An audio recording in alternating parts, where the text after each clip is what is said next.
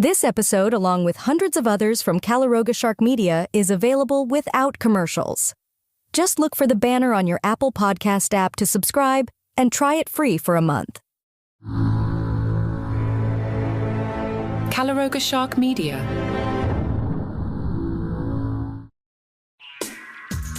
Hi, and welcome to Taylor Swift Today, your daily dose of all the latest headlines surrounding Taylor's music, tours, movies, and life.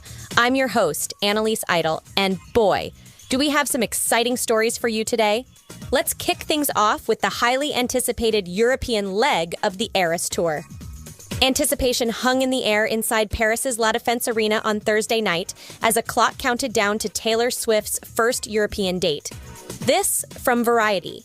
Yes, the record-breaking tour had been running for over a year and was very well documented.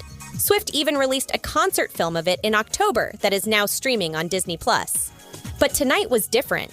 Just under a month ago, during a break from the tour, Swift had released her 11th studio album, The Tortured Poets Department, and this show would mark its live debut. No one could be sure of how it would fit into her set. Would it be an entirely new era, or just included in the surprise songs portion? Would she kick off the show with it, or put it at the end? Well, when the lights dimmed and Swift sang, "It's been a long time coming," signaling the beginning of the Lover era, it was clear that plenty of changes had been made to accommodate the new songs and new outfits throughout. Swift debuted a new orangey-pink bodysuit for the Lover era, complete with a matching blazer for The Man. However, one of her prized track numbers, The Archer, was removed from the setlist. Next, in the Fearless era, a new black and gold fringed dress made an appearance. But the real first surprise of the night came when the Red era followed instead of Evermore. During Red, Swift also debuted a new t-shirt which read, "This is not Taylor's version." As the show progressed, Swift revealed that she would be combining the Folklore and Evermore sets from now on. "We have now reunited the sisters and combined them into one chapter," Swift said. She then proceeded to flip-flop between the two albums, beginning with Cardigan and Betty, but then moving to a moss-covered piano for Champagne Problems. The song was greeted with several minutes of cheers, causing Swift to get emotional and mouth "I love you" to the crowd. As unfamiliar visuals came across the screen, it became clear that it was now time for the Tortured Poets Department. Assorted pieces of furniture, a chair, a lamp, a door, floated from the sky alongside pieces of paper, which then evolved into a desert road where the fixtures crashed onto the floor.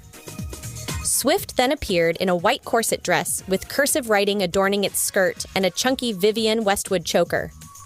The set's graphics were mainly in black and white and included a UFO that looked like it was about to abduct Swift and a filter that whited out her eyes, giving her a demonic look.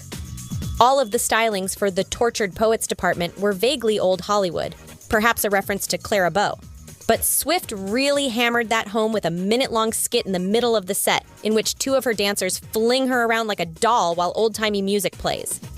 During the skit, Swift's dress is removed, revealing nothing but a two-piece black set, and she is dressed in a gold jacket and matching heels. Leaving the venue that night, one couldn't help but feel that they had just witnessed an entirely new show, proving Swift's expertise in reinvention. She could have just tacked the Tortured Poets Department onto the beginning or the end, but that would have been too easy. Instead, with more changes sure to come throughout its European leg, she gifted her fans with another reason to come back and see the Eras Tour again and again. Speaking of the new TTPD chapter, during her second show in Paris on Friday, Swift revealed that she started planning the surprise 8 or 9 months ago, ahead of the album's release in April. So Paris is the very first city to ever see the new TTPD chapter of the Eras Tour, she told fans, as the sold-out crowd cheered. "I have to tell you, it has been so rewarding playing it for you, because we started planning this surprise for you about 8 or 9 months ago. And then when we got 2 months off of the Eras Tour, we really didn't take any time off at all. We just went directly back into rehearsal." More in a moment.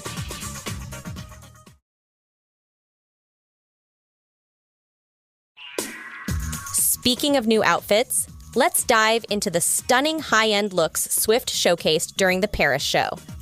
During the first show of its European leg, Swift stepped on stage in a new Versace leotard and matching Louboutin boots. The designer outfit is one of multiple high-end looks Swift has added to her updated show, which now includes songs from her latest album, The Tortured Poets Department. Swift has been wearing custom Versace bodysuits during the Lover portion of her shows since the start of the Eras tour, but her newest version is one of her brightest, covered in orange crystals and large magenta sequins. She wore the form-fitting piece with knee-high Christian Louboutin boots and a gold Versace necklace.